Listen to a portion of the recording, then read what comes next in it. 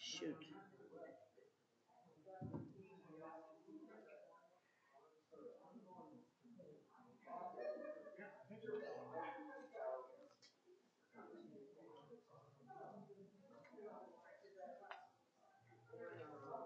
All right.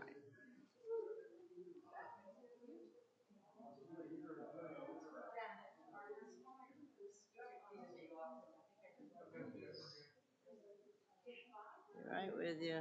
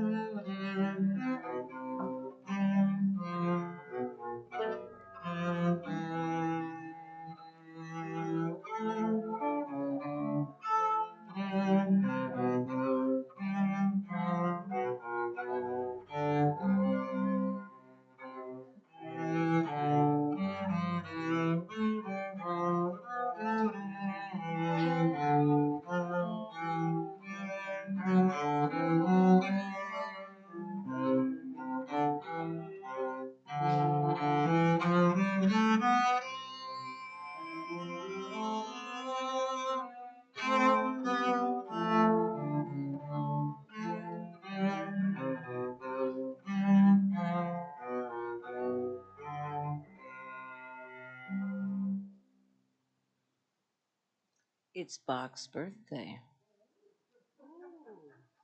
Thank you, Jackie. That was beautiful. Good morning. Welcome to the Treasure Coast Unitarian Universalist Congregation in Stuart, Florida. Today is March 27th, 2022. My name is Judy Clow, and I'll be your worship associate today. We are a welcoming congregation. We welcome people of all gender identities, races, ages, and backgrounds. It's terrific to see our vaccinated members in the sanctuary, although we are on YouTube too. Hello to everyone joining us online. To be put on our email list or find out more information about us, go to our website at tcuuc.org. You can sign up for our Friday email newsletter, which lists activities and announcements.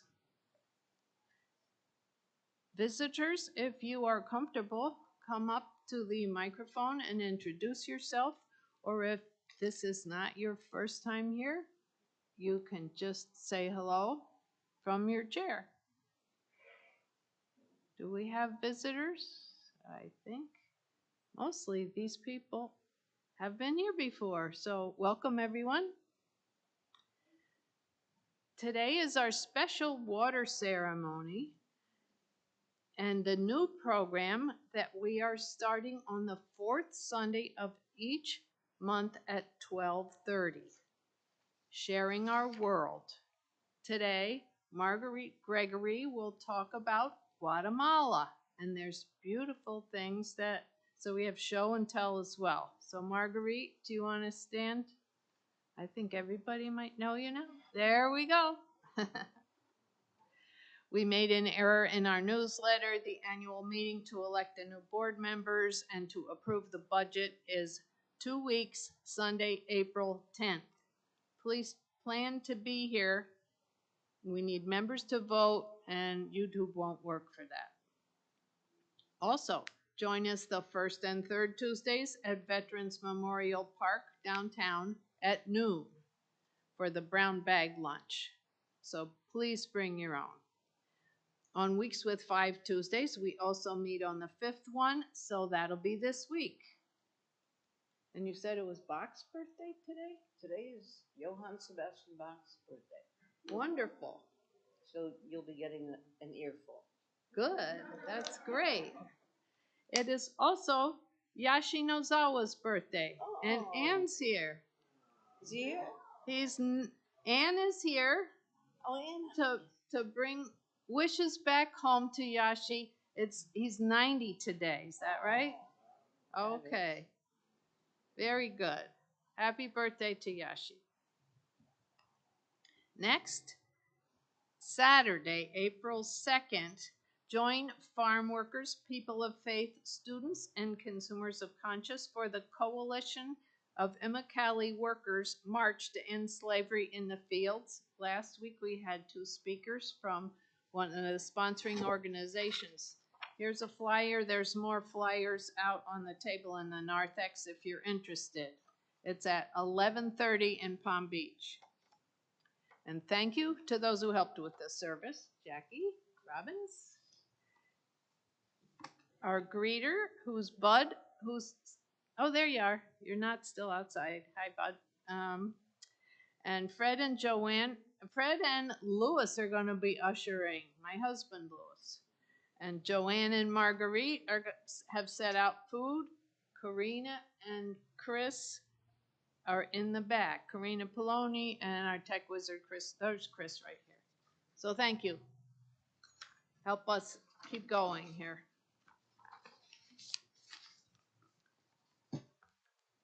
Now it's time to light the chalice. Thank you, Bob. Each morning, we must hold out the chalice of our being to receive, to carry, and to give back. Dag Hammarskjöld from the back of the hymnal. Who has cut a channel for the torrents of rain and a way for the thunderbolt to bring rain on a land where no one lives, on the desert which is empty of human life, to make the ground put forth grass? Job 38. Now, let us sing a hymn through our masks, number 100, Peace Like a River, verses 1, 2, 3, and 5.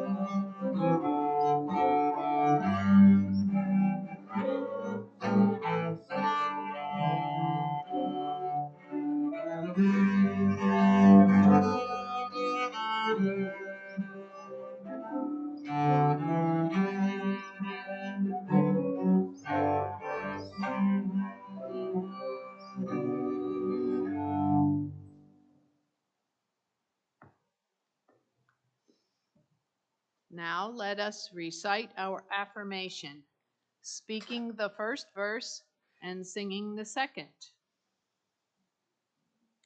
Love is the spirit of this church, and service is its law. This is our great covenant, to dwell together in peace, to seek the truth in love, and to help one another.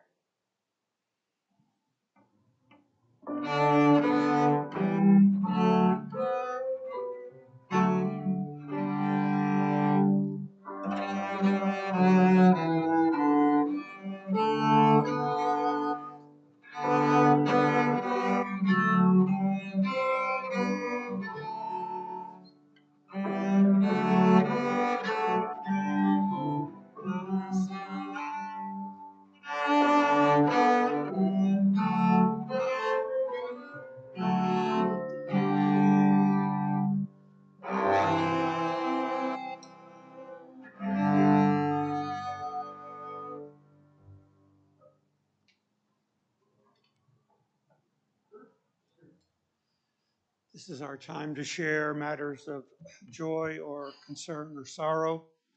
We ask you to, what in the world? We ask you to be personal and be brief. Not announcements, but what's happening in your life that you can share with us, and hopefully you'll know and feel that you are heard and you are supported. Let me start with a couple. First, sort of a sorrow, not a sorrow, but a concern and a joy. John Morn, not here, I don't believe, a travel agent, he and Donna went on a European cruise. That's the joy part. John got stuck in a Budapest hotel with COVID, quarantined, until he could test negative. Now, we know John, he doesn't have a negative thing about him, but we were waiting for negative, and we believe he got home. Truman, do you know that to be the case? He is home. And John, if you're watching, we're just glad you're home, and we want you home here soon. Next week, his sister, his little sister, Mary Catherine Moore, the president of the UUSC, is to be here, and we hope she can be.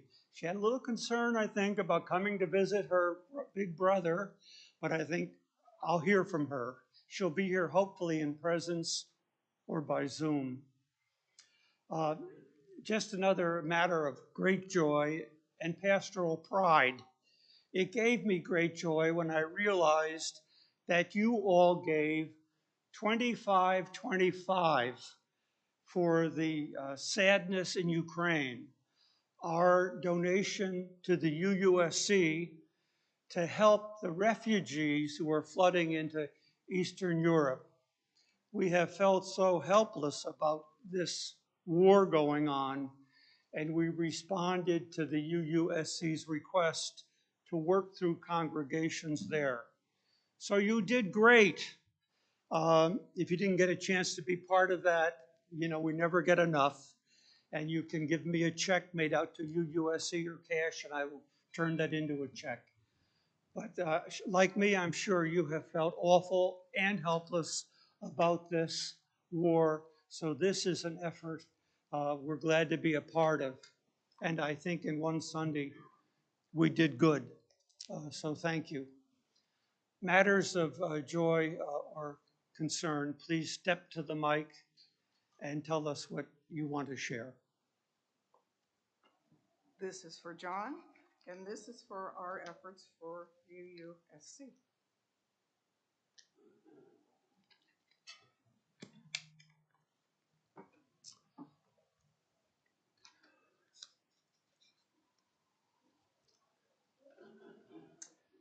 Hi, my name's Bill Falk. I'm the president of the board here at the church. And my joy, as Jerry Rader's not here today, the chair of our pledge drive, we are knocking on the door of having completed the pledge drive and having attained our goal of $75,000. So I'm happy to announce that. Thank you to everybody who's pledged. Pardon my doing this, but I'll be quick. Thank you to everybody. He's the president of the board. I can't exactly say, Bill, sit down. Go, carry on. Be brief. I am being brief. Thank you to everyone so much for the pledges you've made. And if you have not yet made a pledge, there's still time to do so. And I encourage you to do so, as Pam Corbin so eloquently talked about it last week. You know, church is not a free good. We have bills to pay. Up there, one of them. You know, the lights, you name it. Anyway, we welcome your support. Thank you so much. Thank you, Bill. Anyone else?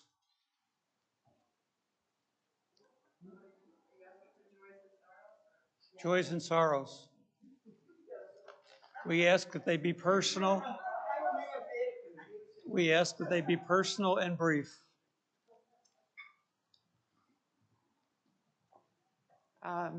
Sometimes, well, I'll take this down. Sometimes we do stuff we think is good for us and it isn't, right? So I joined a yacht club here a year and a half ago, and it turns out that people have been bad-mouthing me and shunning me for the last, I don't know, 8 or 10 months. So I made the really hard decision to quit. And I know this is goofy, but it's a joy. Suzanne, I want to be clear on this. You're saying you're quitting the yacht club, not us, right?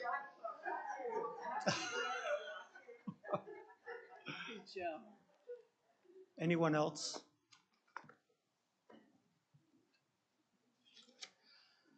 Well, we know there are always people we don't say out loud, but we're concerned about. So we move a stone for people that are just with us as we worry.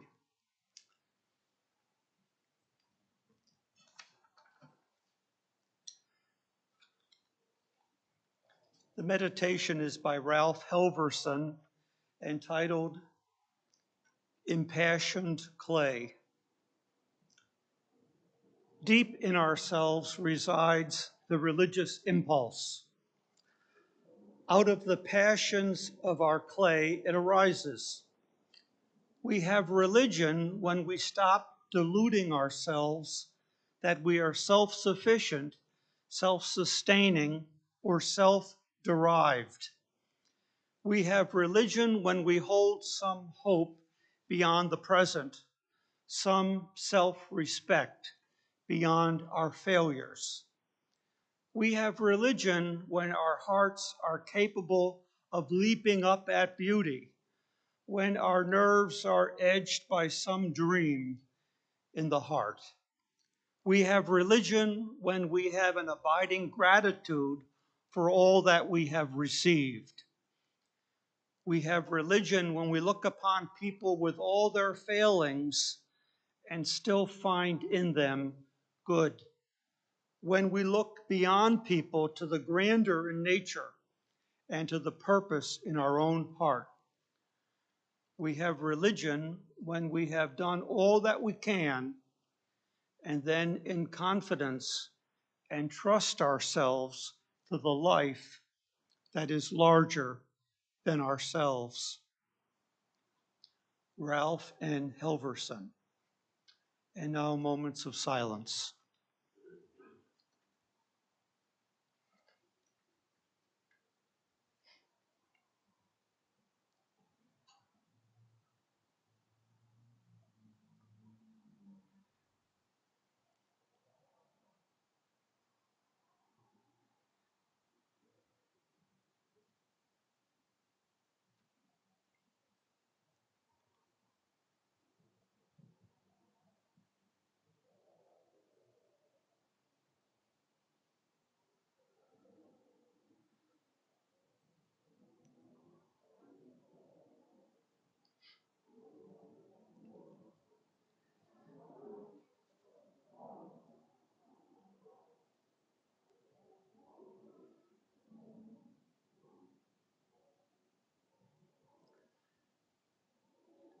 And now, Spirit of Life, hymn number 123, we, through our masks, hum it once and sing it once.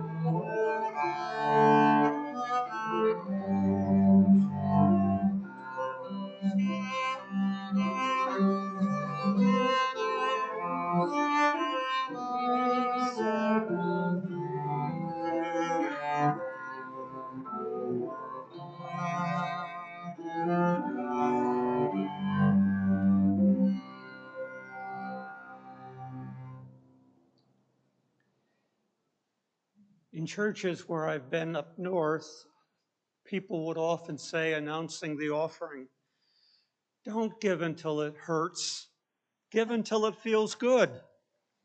So we hope in your giving, you feel good. And now the offering will be received.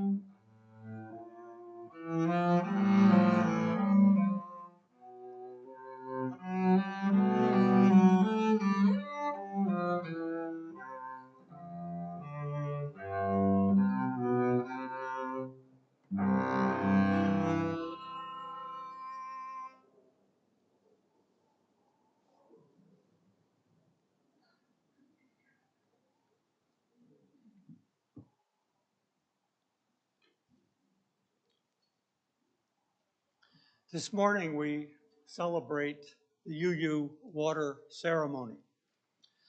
It began in 1980.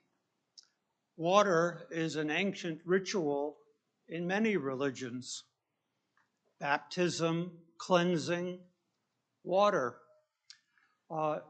Two UU women, Carolyn McDade and Lucille Longview, were asked to create a worship service for the Women and Religion Continental Convocation of UUs, and they shaped this service.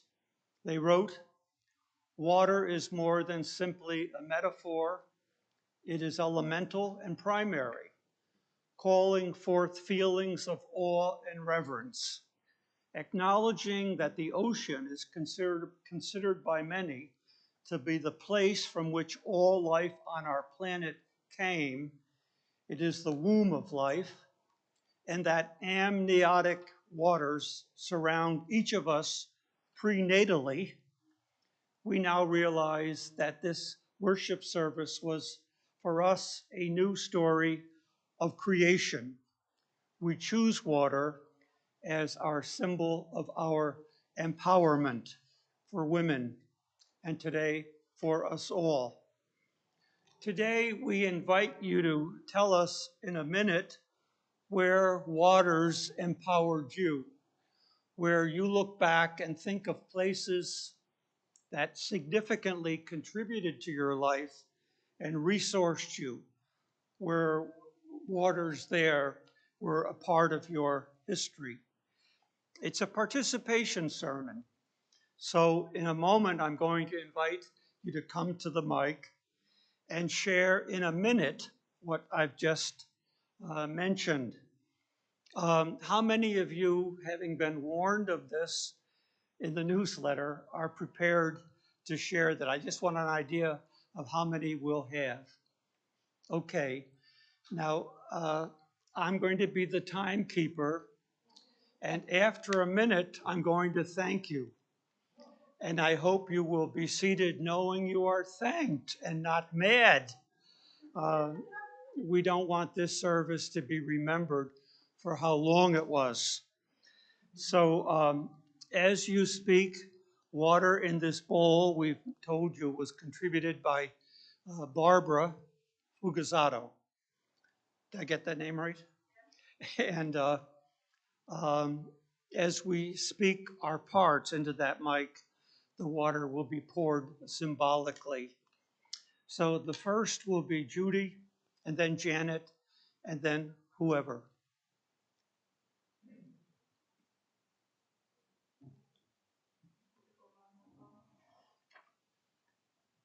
Do you want people to line up? No, they're saying they'd rather not. Yeah, pull it down a little bit, Judy. Yeah. Well, I mean the mic too. That too. Okay. Born in Lafayette, Indiana, then Lawrenceville, New Jersey, Chatham, New Jersey, Richmond, Indiana, that was Earlham College, Philadelphia, Pennsylvania, Toronto, Ontario, Westchester, Pennsylvania, Schenectady, New York, and that's where Will came in, Broad-Alba, New York, on the Great Sacandaga Lake, and 6 months in Stuart, Florida.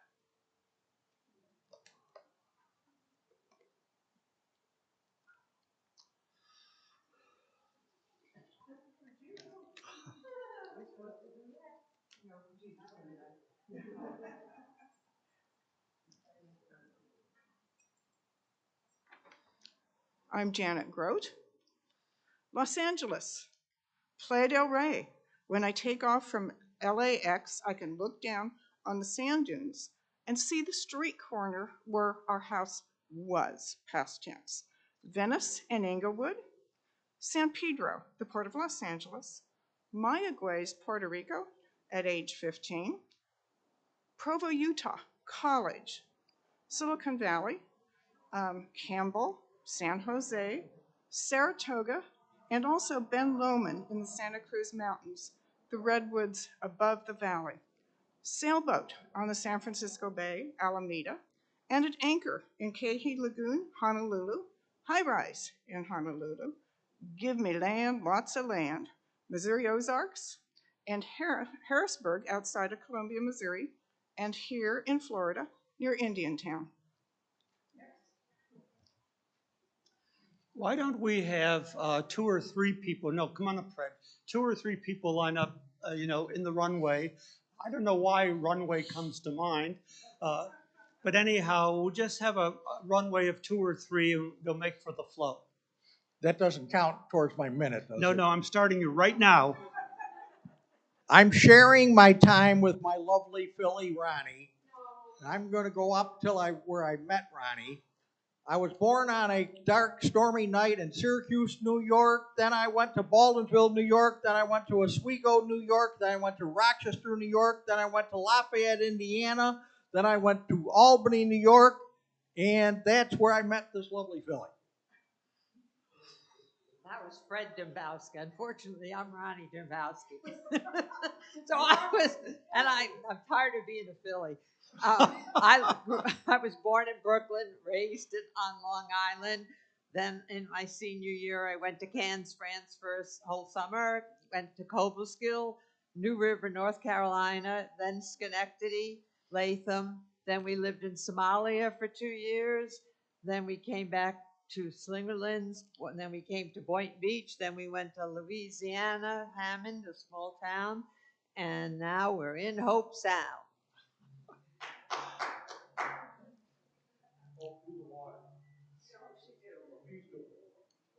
Okay, I was born and raised on an island, England. Often traveled the Channel waters to warmer climates of Spain and Italy. Met and married an American, crossed the Atlantic to start a new life, lived in Dallas, no water, eventually moved to Baton Rouge, Louisiana, lots of water, moved to Maryland, the Chesapeake Bay, then moved south to Florida, and here we are, water everywhere. But do miss hills and red rocks of California desert. No water there.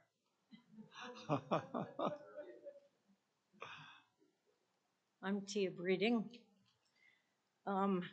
California, New Hampshire, New York, Ohio, North Carolina, Virginia, and now Florida. Except for Ohio, where we spent about 10 years and we felt we were in exile. All of those places were up and down the east and west coasts of the US where there was water. In the middle of that time, I got transferred to Okinawa, which is now Japan, which was then in the process of changing. And it's a beautiful island in the middle of the gorgeous Pacific. And my father, who had been a Seabee in World War II and been stationed on Okinawa, came to visit me there. So that island in the Pacific was a way of us connecting our two lives in a different way. Okay, I hope I do this right.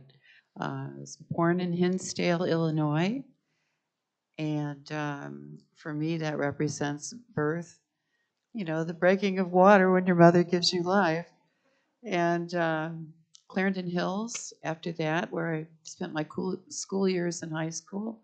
Western Springs, Illinois, where I lived for 2 years after I married and had my child, who was born in Tucson, Arizona. Skip that part.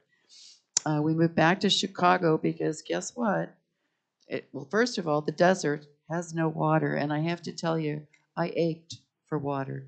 I felt almost abandoned by life living in the desert. Came back to live in Willowbrook, Illinois. For me, anything in the Chicago area, it's close to Lake Michigan. I sail. So, you know, Illinois represents my ability to be on the water and in the water. Moved to Tennessee to be with brothers. Got a graduate degree in Nashville. Got married a second time. Moved to Charleston, South Carolina before that, to attempt to practice social work. Didn't happen. Went back to Nashville, met my husband, and then we moved to Port St. Lucie, Florida, and some of you knew him. And he passed in 2019. And of course, he loved the water. He loved going to the ocean and just sitting. We would go out and take a picnic and just sit by the, Thank you, Suzanne. All right, done.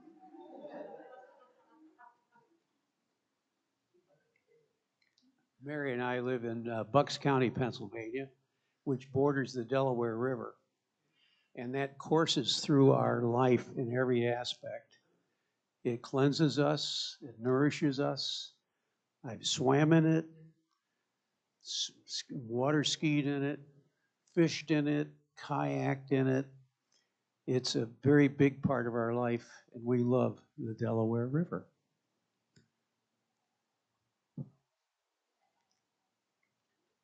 Hi, I'm Marguerite Gregory. My life span is a little bit different. I was born in Indonesia in 41, just after the war. We spent 4 years in a concentration camp. Upon the war over, we landed in Holland. Went back to Venezuela, where my mother was from. And in Venezuela, she married a German. My father died during the war, and he insisted on me learning German. So I spent twice 1 year in Germany as a student, 4 years high school in Canada and Ontario, Southern Ontario, 1 year as a grown up in Holland, going back to roots, learning Dutch, years in the Bahamas, in the service in Panama, 3 years, Costa Rica, twice, Guatemala, 2 years, and lots of visits, in Mexico, 9 years, and in the States. And I have to follow that? I don't know. History life. I grew up I was born in the tip of Manhattan, northern Manhattan. I really prefer not to. Anyway, from there, I spent my childhood running around the city and at the Hudson River. I moved to high school, Kingston, New York, also on the Hudson River. And from there, the minute I finished high school, I went back to New York City. I met my future husband there, and we moved to the Boston area for school. And we were there for 4 or 5 years. He had to do his internship in Albany, New York. So I spent 25 years in the Albany area. And one winter I came, there was so much snow, I said, I'm going fast. I have to get out of here. So I moved down here to Stuart, Florida, because there was plenty of water. And I just want to end this by saying that water, I'm going off topic, but water is such a precious resource these days. So if and when you can conserve, please do. Thank you. Hi, I'm Linda Shuey. I grew up in Minneapolis, Minnesota on the Great Mississippi, drove along Mississippi to college, and I skated on frozen waters. It's the city of lakes, and we skated on the lakes in the winter. Then I met Dan in Portland, Oregon, and we lived on the Columbia, but I've also lived in Vancouver, British Columbia, and that is Burrard Inlet and the Fraser River. Yes, Barney. Good morning, I'm Barney. I'll take my gum out and tell you that I was born in Daytona Beach, but not on the beach, the Atlantic Ocean. And at 18, I went to visit the island that Geraldine is from, and I did school at Sussex University in Brighton, England for a while. It was interesting, but the best part about it was the rivers there. And of course, I vacationed, we did holiday in Paris, so I got a chance to see the Seine River and all of that. But coming back to America was wonderful. I went with my grandmother to the Bahamas, where, of course, I swam in the Atlantic Ocean. And as an older adult, I did the Pacific Ocean. And then as an even older adult, I did the Indian Ocean with 2 of our 3 sons. Most recently, I swam in the bay around Puerto Vallarta in Mexico. So I swam off of the Great Barrier Reef in Australia. So I've had water. I love water, and hopefully I'll be buried, though. I'm not. My brother is floating around in the Atlantic Ocean someplace. All that didn't blow back on me. But I'm going to be buried. I love water, but I'm not going to float around.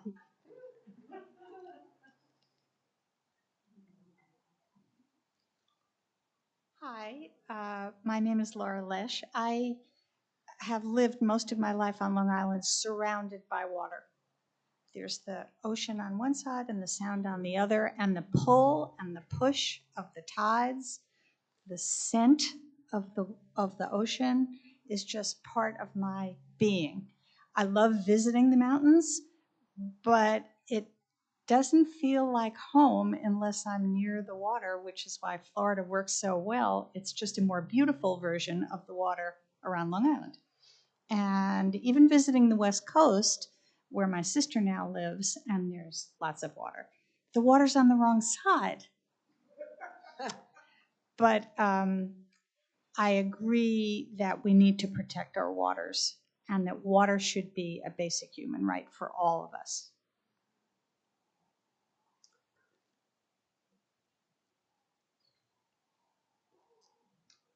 Hi, I'm Bill Falk. I'm the president of the board. I already gave that talk, so I can skip that. I was born in Buffalo, New York, right near Lake Erie. And then my family moved to Michigan. I grew up on an island in Michigan, surrounded by water. After high school, the Army sent me off to school for a year. And then I went and lived in England for 2 years, another island surrounded by water. Eventually lived in Dallas, Texas. Not a lot of water, but I did see water at Lake Dallas driving to the University of North Texas, where I went as an undergraduate. After graduate school at Texas A&M, we lived in Louisiana. I spent a lot of time in the Atchafalaya Spillway, a swamp, fishing, water. Moved to Maryland, lived on Turkey Point Island right outside of Annapolis, surrounded by water. Brought our boat to Florida on the Intracoastal waterway, traveling on the water, living on a boat on an island. And now we live here in Stuart, Florida, and we're glad for the presence of water in our life. It's not taken for granted. Anyone else?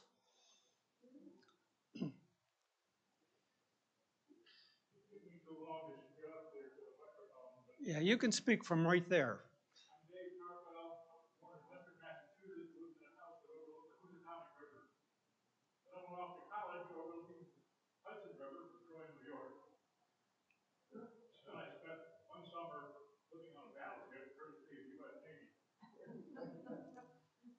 Moved down to Long Island, surrounded by water on both sides.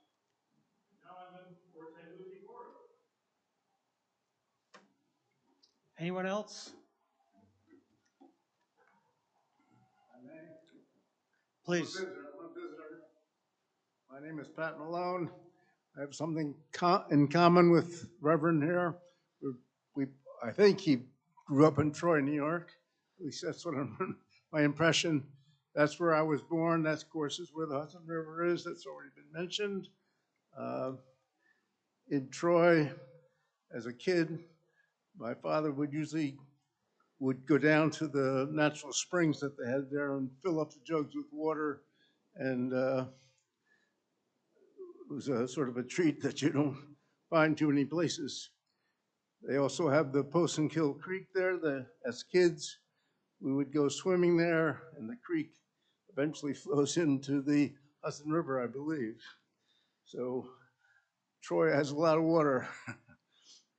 Thanks. Jackie?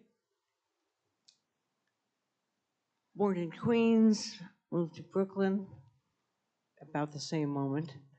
Long Island, we moved out to Long Island where the ferries went to Fire Island. So there was always water and there was the ocean. Went to Oberlin, Ohio, where the Cleveland River was still burning because it was during the days of much pollution and corporate crap. My dad was a health department, New York City Health Department inspector. The only time I ever saw him depressed was when he was working on pollution control, because at the time it was, there were no laws. Moved to Los Angeles and then moved up to San Francisco, a lot of water, the Bay. Moved to the Mackenzie River in, well, actually before that I was in Woodstock where we had ponds, and I needed to get to a river, so I moved to Lake Katrine, which is, of course, all by the Hudson River.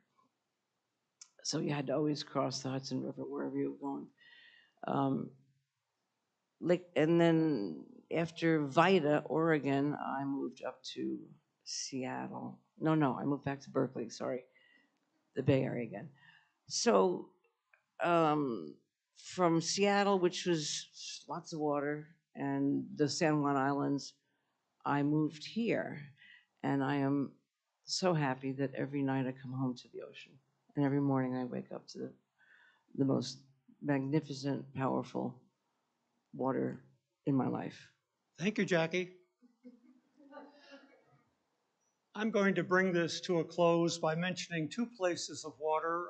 One I hope you'll be seeing in a moment or so.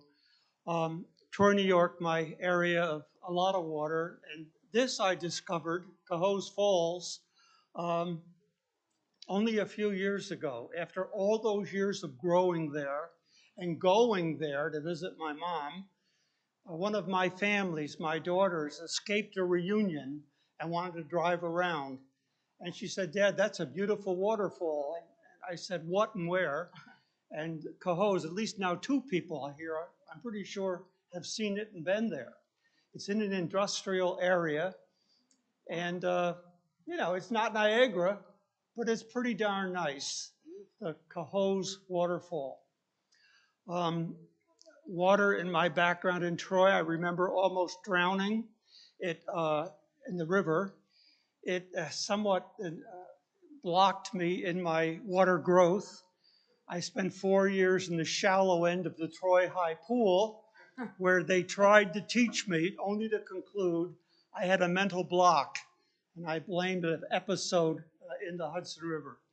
The water we are most fond of in the latter part of our life is the Atlantic Ocean, where we lived on it for almost 15 years.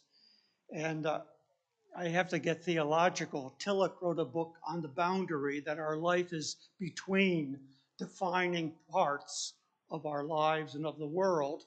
And he, living near the water, was one of his boundaries. So we hardly ever went in the Atlantic, but we watched it and we're grateful for it.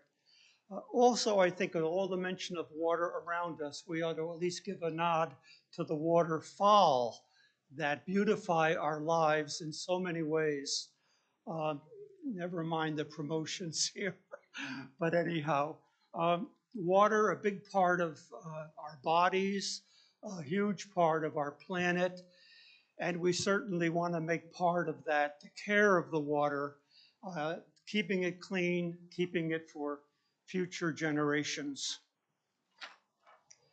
And our closing hymn, 175, verses 1, 2, 3, and 4. We'll again sing through our masks.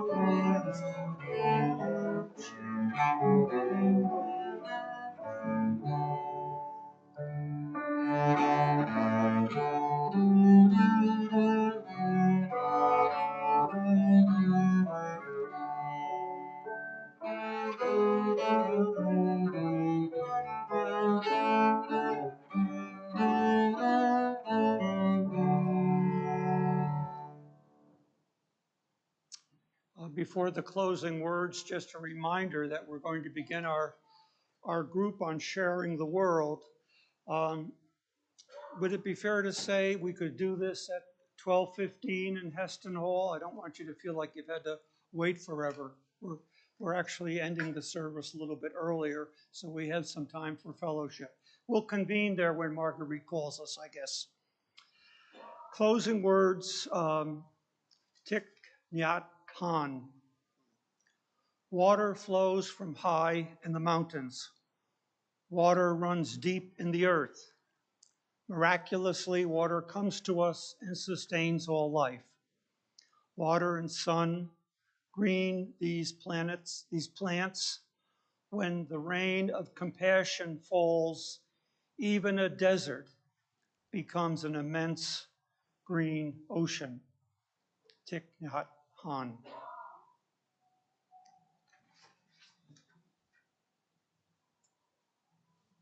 This prelude from the first Bach suite sounds like water to me.